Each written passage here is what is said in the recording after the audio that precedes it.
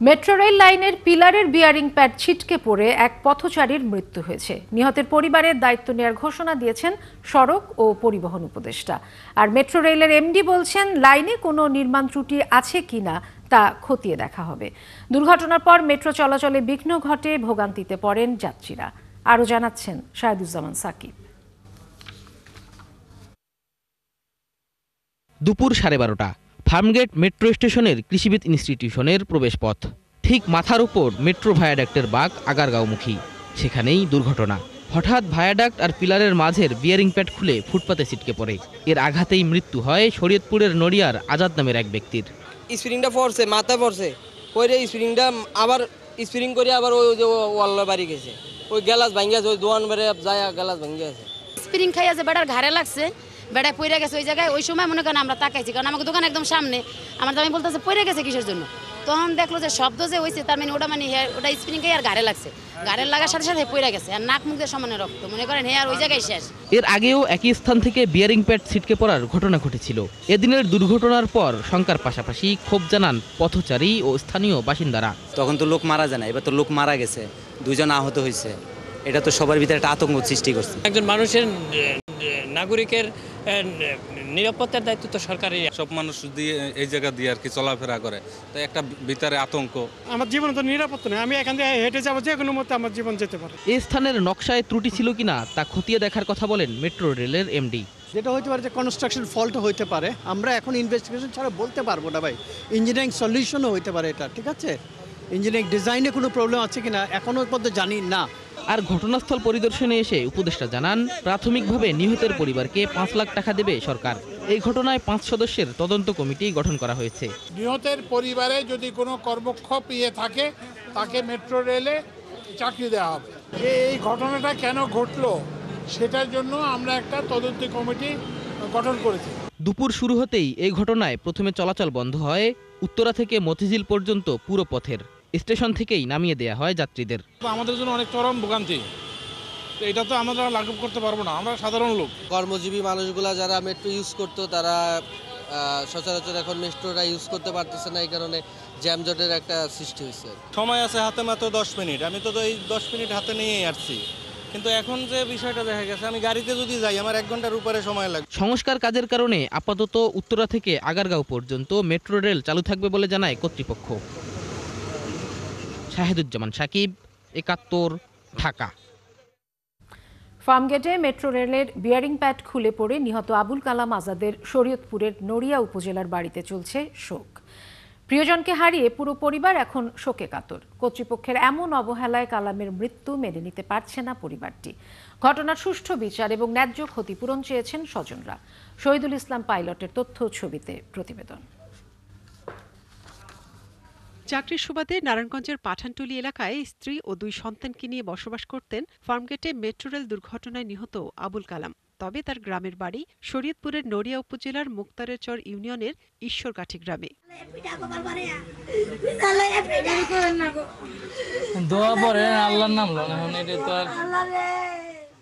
সেই বাড়িতে এখন চলছে শোক। কালামের এমন করুণ মৃত্যুর খবর বিশ্বাস করতে পারছেন না স্বজনরা। জগন্নাথ বিশ্ববিদ্যালয় থেকে পড়াশোনা শেষ করে ঢাকায় একটি ট্রাভেল এজেন্সি পরিচালনা করতেন কালাম, আর নিয়মিত ব্যবসায়িক কাজে ফার্মগেট এলাকায় যাতায়াত ছিল। স্বজনরা জানান, ব্যক্তিগত জীবনে খুবই পরিশ্রমী ও ভদ্র স্বভাবের ছিলেন কালাম।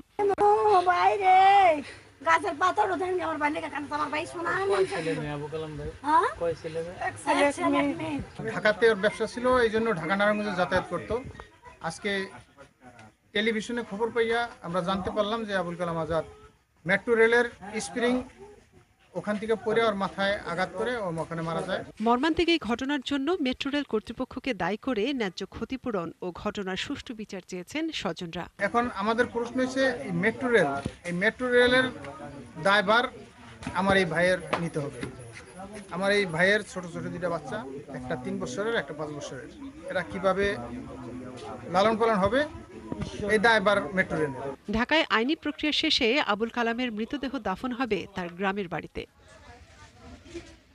মনিরা কাজরি, 71। দর্শক, মেট্রো রেল লাইনের বিয়ারিং প্যাড পড়ে একজন নিহতের ঘটনায় মতিঝিল থেকে আগারগাঁও পর্যন্ত বন্ধ রয়েছে মেট্রো চলাচল। মতিঝিল এলাকায় আছেন আমাদের সহকর্মী মোহাইমিনুল খান অপু, যুক্ত হচ্ছি তার সাথে। অপু, মতিঝিলের মতো একটি ব্যস্ততম এলাকায় মেট্রো স্টেশন বন্ধ থাকায় সড়কে কি ধরনের প্রভাব দেখতে পাচ্ছেন জানাবেন। আমরা কিন্তু মতিঝিল থেকে কারণ বাজার অভিমুখে রওনা দিয়েছিলাম। এখন পর্যন্ত কিন্তু আমরা মেইন রোডে রয়েছি, অর্থাৎ এই রাজধানীর প্রতিটি সড়কে কিন্তু তীব্র যানজট আমরা এই মুহূর্তে দেখতে পাচ্ছি। সন্ধ্যার পরপরই অফিস আদালতগুলো ছুটি হয়েছে, তারপরে কিন্তু এই যানজট আকার আরও তীব্র ধারণ করে, যেহেতু জানেন যে দুপুর 12:30টার পরে কিন্তু এই মেট্রো রেল চলাচল বন্ধ রয়েছে এবং বিকেল 3টা পর্যন্ত আগারগাঁ এবং উত্তরা থেকে আগারগাঁ পর্যন্ত মেট্রো চলাচল শুরু হলো। আগারগাঁ থেকে মতিঝিল পর্যন্ত যে রোড রয়েছে সেটি কিন্তু এখন পর্যন্ত চালু হয়নি।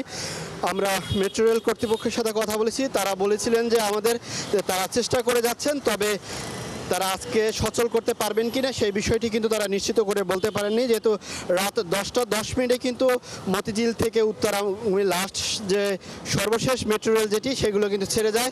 এবং এই মুহূর্তে আমরা রয়েছি যেটি হোটেল ইন্টারকন্টিনেন্টালের সড়কে। এখানে কিন্তু যে সড়কে যে যানজট সেটি কিছুক্ষণ আগে কিন্তু এখানে তীব্র আকার ধারণ করে, এখন সিগন্যালগুলো দেখতে পাচ্ছেন যে ছেড়েছে, তবে কিছুক্ষণ পরপরে অর্থাৎ 5 মিনিট পরপরে কিন্তু এই সব সড়কগুলো কিন্তু যানজটের সৃষ্টি হচ্ছে। আমরা মতিঝিল, তারপরে ধানমন্ডি এবং এই কারণ বাজার সব এলাকাগুলোতে কিন্তু একই অবস্থা বিরাজমান রয়েছে এবং সবচেয়ে বেশি যানজট সৃষ্টি হচ্ছে প্রেস ক্লাব থেকে শাহবাগ হয়ে যে কারণ বাজার এবং বিজয় সরণি থেকে বিমানবন্দর যে সড়কটি রয়েছে সেই সড়কে কিন্তু যানজটের তীব্রতা আমরা সবচেয়ে বেশি দেখতে পাচ্ছি। তবে এই ঘটনার পরে কিন্তু মেট্রো রেল কর্তৃপক্ষ এখন পর্যন্ত 5 সদস্যের একটি তদন্ত কমিটি গঠন করেছে এবং তারা যেটি বলছেন যে গত বছরও তদন্ত কমিটি গঠন করা হলো, সেই ফলাফল কিন্তু ঘোষণা করা হয়নি এবং এবারও তার সেরকম কিছু ঘটবে কিনা সেই বিষয়টি কিন্তু তারা জনসাধারণ মানুষের মধ্যে প্রশ্ন তৈরি রয়েছে। মোহাইমিনুল খান অপু, অনেক ধন্যবাদ আপনাকে আমাদের সাথে যুক্ত হবার জন্য। দর্শক, দুর্ঘটনার কারণে মেট্রো রেল বন্ধ থাকায় ঢাকার রাস্তার খবর জানাচ্ছিলেন আমাদের সহকর্মী মোহাইমিনুল খান। জোট করলেও ভোট করতে হবে নিজের দলের প্রতীকে। গণপ্রতিনিধিত্ব আদেশ বা আরপিওর এমন ধারা বাতিল চায় বিএনপি। রোববার এ নিয়ে নির্বাচন কমিশনকে চিঠি দিয়েছে দলটি। নির্বাচন কমিশন বলছে বিষয়টি পর্যবেক্ষণ করবেন তারা। এদিকে কমনওয়েলথ প্রাক নির্বাচনী মিশনের সাথে বৈঠক করেছে ইসি। ফারজানা আক্তারের প্রতিবেদন। জোট করলেও নিজের দলের প্রতীকে ভোট করতে হবে, আরপিওর এমন বিধানের অনুমোদন দিয়েছে উপদেষ্টা পরিষদ। আরপিওর 20 নম্বর অনুচ্ছেদের এই সংশোধনীর সাথে একমত নয় বিএনপি। এ নিয়ে কমিশনে চিঠি দিয়েছে দলটি। আগের মতো জোট করলে প্রতীক নেওয়ার বিষয়টি দলগুলোর ইচ্ছাধীন রাখার বিধান ফেরত চায় দলটি। বিএনপি আরপিওর বিভিন্ন অনুচ্ছেদে সংশোধনীর প্রস্তাবে মত প্রকাশ করতে গিয়ে বলেছে আরপিওর 20 নম্বর অনুচ্ছেদ অর্থাৎ দল বা জোটের প্রতীক সংশ্লিষ্ট বিষয়ে পরিবর্তনের প্রস্তাবের সাথে একমত পোষণ করে না এবং যথাসময়ে তা নির্বাচন কমিশন, ঐকমত্য কমিশন ও সরকারকে জানিয়ে দেওয়া হয়েছে। এ বিষয়ে ইসি সচিব জানান, চিঠি পর্যবেক্ষণ করে সিদ্ধান্ত নেবে কমিশন। নির্বাচনী প্রতীক ব্যবহারের বিষয়ে বিএনপির থেকে একটা প্রতিনিধি দল এসে ওনারা একটা চিঠি দিয়ে গেছেন। চিঠিটা পরবর্তীতে কমিশন যেভাবে সিদ্ধান্ত নেবে এটা। এদিন নির্বাচন কমিশনের সাথে বৈঠক করেছে কমনওয়েলথ প্রি ইলেকশন অ্যাসেসমেন্ট মিশনের প্রতিনিধি দল। আলোচনা হয় নির্বাচনী পরিবেশ, প্রবাসী ভোটার এআই এর অপব্যবহার সহ ভোটের সার্বিক প্রস্তুতির বিষয়ে। ল অ্যান্ড অর্ডার সিচুয়েশন এবং আমাদের যে সমস্ত এই নির্বাচন একটা সুষ্ঠু ব্যবস্থাপনার সাথে যে স্টেক হোল্ডার্স যারা আছেন তাদের সাথে মিটিং ইত্যাদি। এ ব্যাপারে আপনারা জানেন যে ধারাবাহিকভাবে আমরা যে ব্যবস্থাটা নিয়েছি সেটাই আর কি জানিয়েছি। পরিকল্পনা অনুযায়ী তো সব কিছু যে 100% করা সম্ভব নয়, এটা আপনারাও জানেন, আমরাও জানি। এখন পর্যন্ত আতঙ্কিত হওয়ার বা দুশ্চিন্তাগ্রস্ত হওয়ার মতন কোনো কারণ আমার মনে হয় না। কমনওয়েলথের সাথে আরও বৈঠকের কথা জানান তিনি। ফারজানা আক্তার, 71, ঢাকা। রাজনৈতিক দলগুলো যাই বলুক, সংসদ নির্বাচনে লেভেল প্লেইং ফিল্ড আছে। রোববার সচিবালয়ে এমন দাবি করেছেন স্বরাষ্ট্র উপদেষ্টা জাহাঙ্গীর আলম। নির্বাচনী সংঘাত স্বাভাবিক ঘটনা মন্তব্য করে ভোট সুষ্ঠু হবে বলে আশা প্রকাশ করেন তিনি। উপদেষ্টা জানান, নির্বাচনের আগেই ব্যক্তি পর্যায়ে মোবাইল সিমের সংখ্যা কমিয়ে আনা হবে। শারমিনীরা রিপোর্ট। ফেব্রুয়ারিতে জাতীয় সংসদ নির্বাচন অনুষ্ঠানের লক্ষ্য নিয়ে প্রস্তুত করে তোলা হচ্ছে সরকারের বিভিন্ন বাহিনীকে। দুপুরে সচিবালয়ে আইনশৃঙ্খলা সংক্রান্ত উপদেষ্টা পরিষদ কমিটির বৈঠকে এ বিষয়ে আলোচনা হয়। পরে স্বরাষ্ট্র উপদেষ্টা বলেন, রাজনৈতিক দল অনেক কিছু বললেও লেভেল প্লেইং ফিল্ড ঠিকই আছে। নির্বাচনকালীন ঘটনা দেখা যায় আমগো দেশে ইলেকশনে দেখেন হাজব্যান্ড অ্যান্ড ওয়াইফও দাঁড়ায় জায়গা এক ইসে, সেই সময় তাকে ঘরেই ভাগাভাগি হয়ে যায়। তো এইরকম ছোটোখাটো ঘটনা ঘটতে থাকবে, যে একেবারে যে আমরা সব পুরো এলিমিনেট করে দিতে তা না। লেভেল প্লেইং ফিল্ড আগেও ছিল, ভবিষ্যতেও থাকবে, সবসময় থাকবে। রাজনৈতিক দলগুলি আমার এখানে কোনো আপত্তি আসে নাই। এখন এখানে আপনারও কোনো দিন বলতে পারেন নাই যে আমরা যে এই পক্ষপাতিত্বভাবে করছি, কি বলে কারোর পোস্টিং করছি। বিটিআরসি নিয়ম অনুযায়ী বর্তমানে একজন ব্যক্তি সর্বোচ্চ 10টি সিম নিজের নামে রাখতে পারেন। তবে এই সংখ্যা সরকার কমিয়ে আনতে চায় বলে জানান স্বরাষ্ট্র উপদেষ্টা। তা হতে পারে নির্বাচনের আগেই। এটা 10টা থেকে আমরা আস্তে আস্তে এটা কমায় নিয়ে আসবো। আমরা 5টায় আমরা আলটিমেটলি চাবো, হয়তো 2টায় গিয়ে আমরা থামবো, কিন্তু এই মুহূর্তে আমরা 2টায় যেতে পারবো না, বাট আমরা আস্তে আস্তে কমায় নিয়ে আসবো। বৈঠকে সারা দেশের আইন শৃঙ্খলা পরিস্থিতি ও শ্রমিক অসন্তোষ নিয়ন্ত্রণ রাখার বিষয়ে আলোচনা হয় বলে জানান স্বরাষ্ট্র উপদেষ্টা। 7টার ভিতরে যদি আসতে। শারমিন নীরা, 71, ঢাকা। ফেব্রুয়ারিতে নয়, আগামী জানুয়ারিতে নির্বাচন আয়োজনের দাবি গণ অধিকার পরিষদের। রোববার প্রতিষ্ঠা বার্ষিকীর আলোচনায় দলটির সভাপতি নুরুল হক বলেন, দেশকে নিয়ে ষড়যন্ত্র রুখতে খুব দ্রুতই জাতীয় নির্বাচন হতে হবে। আর বিএনপি নেতা সালাউদ্দিন আহমদ বলেন, আবেগ নয়, বিচক্ষণতার সাথে আগামীতে সিদ্ধান্ত নিতে হবে। অন্য নেতারা ফ্যাসিবাদ বিরোধী ঐক্য ধরে রাখার পরামর্শ দেন। রিপোর্ট করছেন সুফিয়ান ফারাবি। গণ অধিকার পরিষদের চতুর্থ প্রতিষ্ঠাবার্ষিকীতে দেশের বিভিন্ন প্রান্ত থেকে আসেন দলটির নেতাকর্মীরা। আলোচনা অনুষ্ঠানে যোগ দেন বিভিন্ন দলের নেতারাও। তারা বলেন, বিগত দিনে একসঙ্গে লড়াই সংগ্রামের ফলে অভ্যুত্থানের পর রাজনৈতিক দলগুলোর মধ্যে ঐক্য তৈরি হয়েছে। দেশে এবং ভেতরের নানান এজেন্সি ক্রিয়াশীল হবে। ফ্যাসিবাদমুক্ত বাংলাদেশে একটি সুষ্ঠু গণতান্ত্রিক পরিবেশ, একটি নতুন বাংলাদেশ, একটি মানবিক বাংলাদেশ বিনির্মাণের পথে অনেক বাধা আমাদের আসবে। সেজন্য রাজনৈতিক মত পথের ভিন্নতা থাকার সত্ত্বেও আমরা যেন দেশ গঠনের মেজর ইস্যুতে যেন আমরা জাতীয় ঐক্যমত থাকতে পারি। এত কষ্টের মধ্যে আমরা দিনগুলো অতিক্রম করেছি, এখানে আমাদের কিছু কমন ফিলিং চলে আসছে আমাদের মধ্যে। এটাই হচ্ছে বাংলাদেশের ভবিষ্যৎ। আমরা যে সবাই সাফার করেছি, কষ্ট করেছি এবং সেখান থেকে বেরিয়ে যাওয়ার জন্য, মুক্ত হওয়ার জন্য সংগ্রাম করেছি, সেই জায়গাতে আমাদের মধ্যে একটা ফ্রেটার্নিটি ডেভেলপ করেছে, যে কারণে আজকে এখানে সবাই বসে আছে। লীগ পরিবর্তনের আকাঙ্ক্ষাকে ধারণ করেছে জুলাই সনদ, তার পরিপূর্ণ বাস্তবায়ন নিশ্চিত করতে হবে। জুলাই সনদের পরিপূর্ণ বাস্তবায়ন ছাড়া এই সংকট থেকে উত্তরণের আমাদের হাতে এখন আর কোনো উপায় নেই। বাংলাদেশের প্রত্যেকটা দলই আইনি ভিত্তি চায়, বাধা কোন জায়গায় আমাদের খুঁজে বের করতে হবে। যদি কারো দলীয় স্বার্থের কারণে জুলাই সনদের আইনি ভিত্তি দেওয়ার জায়গায় কোনো বাধা তৈরি হয়, সেই দলের সঙ্গে কথা বলে তাদের দলীয় স্বার্থের জায়গা থেকে তাদেরকে বিরত থাকার আহ্বান জানাতে হবে। আমন্ত্রিত অতিথি সালাউদ্দিন আহমেদ বলেন, আবেগ নয়, বিচক্ষণতার সঙ্গে আগামীর বাংলাদেশের সব সিদ্ধান্ত নিতে হবে। অনেকেই আবেগের বশে বলে থাকেন যে জুলাই গণ অভ্যুত্থানে যে জনগণের অভিপ্রায় প্রকাশিত হয়েছে, সে অভিপ্রায়ের অনুবলে শক্তি বলে অনেক কিছু বৈপ্লবিক আদেশ জারি করা যায়। এই বক্তব্য হচ্ছে আবেগী বক্তব্য, কারণ জনগণের অভিপ্রায়কে বাস্তবায়ন করার জন্যেই আমরা সবাই সংবিধানের আশ্রয় নিয়েছি এবং সাংবিধানিকভাবেই এই সরকার গঠিত হয়েছে। পরে সভাপতির বক্তব্যে নুরুল হক নূর বলেন, বাংলাদেশের নির্বাচন নিয়ে ষড়যন্ত্র চলছে। সামনে যদি নির্বাচন বিলম্বিত হয়, নির্বাচন নিয়ে যদি কোনো সংকট তৈরি হয়, আমাদের রাজনীতিবিদদের জন্যই কিন্তু বিপর্যয় অপেক্ষা করছে। সময় মতো নির্বাচন না হলে বাংলাদেশের রাজনীতির আকাশে আবারও কালো মেঘ জমে যেতে পারে বলে আশঙ্কা গণ অধিকার পরিষদের সভাপতির। সংস্কারের পরিষ্কার রূপরেখা। সুফিয়ান ফারাবি, 71, ঢাকা। গুমের মামলায় সেনা কর্মকর্তাদের বিরুদ্ধে দায়ের হওয়া 2টি মামলার শুনানি 3 দিন পিছিয়ে 23শে নভেম্বর নির্ধারণ করেছেন আন্তর্জাতিক অপরাধ ট্রাইব্যুনাল। রোববার প্রসিকিউশনের আবেদনের পর ট্রাইব্যুনাল 1 এই আদেশ দেন। এদিকে একই ধরনের মামলায় বরখাস্ত হওয়া সেনা কর্মকর্তা জিয়াউল আহসানের বিরুদ্ধে তদন্ত শেষ করতে আরও 2 মাস সময় দেওয়া হয়েছে। আরও জানাচ্ছেন সৈকত সাদিক।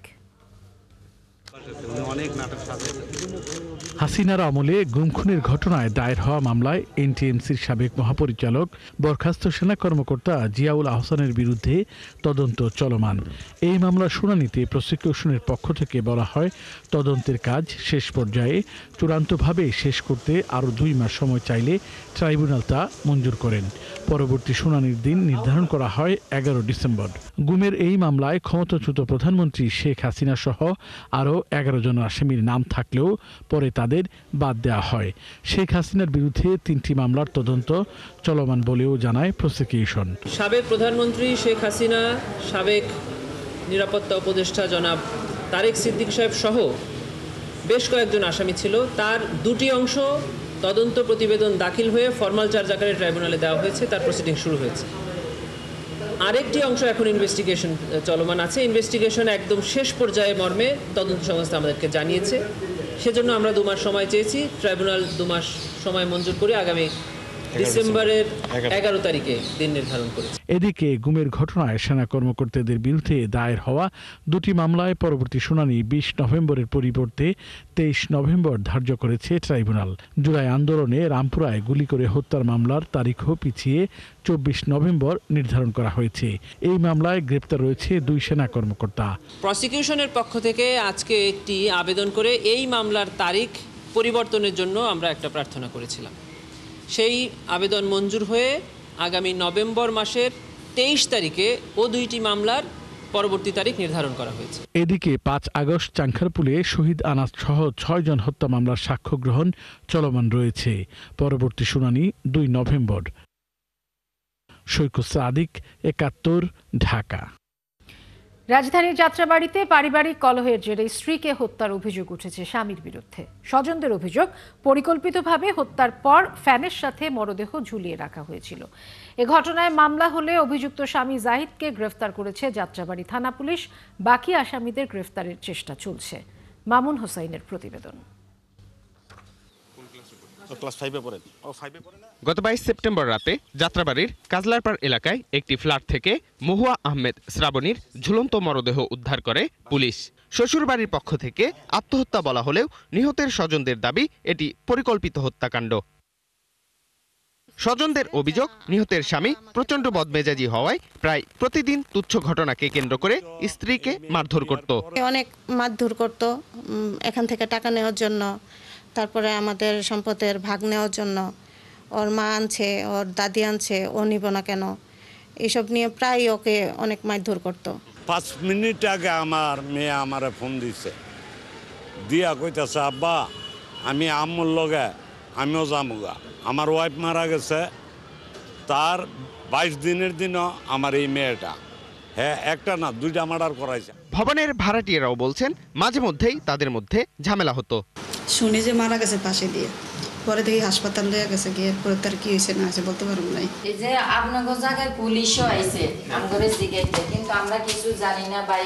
এই যে দরজা আটকাইছে, হয়তো স্বামী স্ত্রী হয়তো কোনো কথা কাটাকাটি বা যেগুলো একটা কথা কাটাকাটি হয়েছে, তো নাইতে দরজা আটকাইলো কেন সে। শ্রাবণীর বড় ভাই অভিযোগ করেন 14 বছর আগে পারিবারিকভাবে তার বোনের বিয়ে হয়েছিল। বিয়ের পর থেকেই শ্রাবণীর স্বামী যৌতুকের জন্য নানাভাবে নির্যাতন করত। আপনার ফাঁসি যদি কেউ দেয় তাহলে তো তার জিভ বাহির হয়ে থাকবে। আপনার মরা মানুষ কি জীব নিজে নিজে ভিতরে নিয়ে নিতে পারে নাকি? How is it possible? এটা সম্ভবই না। তাহলে এইটা একটা ফ্যাক্ট। আর দ্বিতীয় কথা হচ্ছে ঝগড়াগুলো সে কিনে করতো, ওই যে আমার মারে কেন দেখতে গেল, অথচ আমার মাই তাদের ফ্যামিলির সমস্ত খরচ ব্যয়বার বহন করে। ঠিক আছে, আমার মা মারা যাওয়ার 26 দিনের মাথায় আমার ছোট বোনকে মেরে ফেলছে। এই ঘটনায় নিহতের স্বামী, শ্বশুর, শাশুড়ি সহ 6 জনের নামে যাত্রাবাড়ি থানায় মামলা করেন শ্রাবণীর ভাই। ঘটনার 1 মাস পর মাতুয়াইল থেকে নিহতের স্বামী জাহিদকে গ্রেপ্তার করেছে যাত্রাবাড়ি থানা পুলিশ।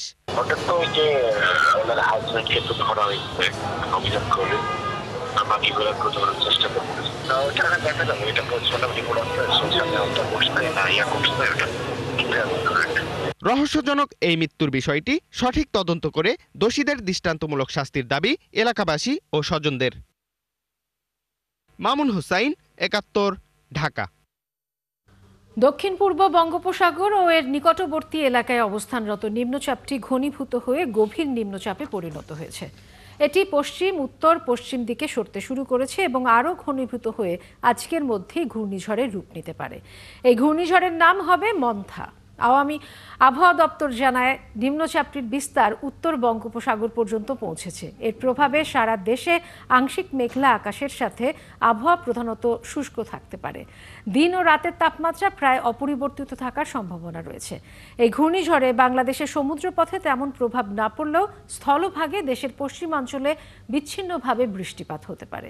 এদিকে সাগরে নিম্নচাপের প্রভাবে চট্টগ্রাম, কক্সবাজার, মংলা ও পায়রা সমুদ্র বন্দরকে ইতিমধ্যে 1 নম্বর দূরবর্তী সতর্ক সংকেত দেখিয়ে যেতে বলা হয়েছে।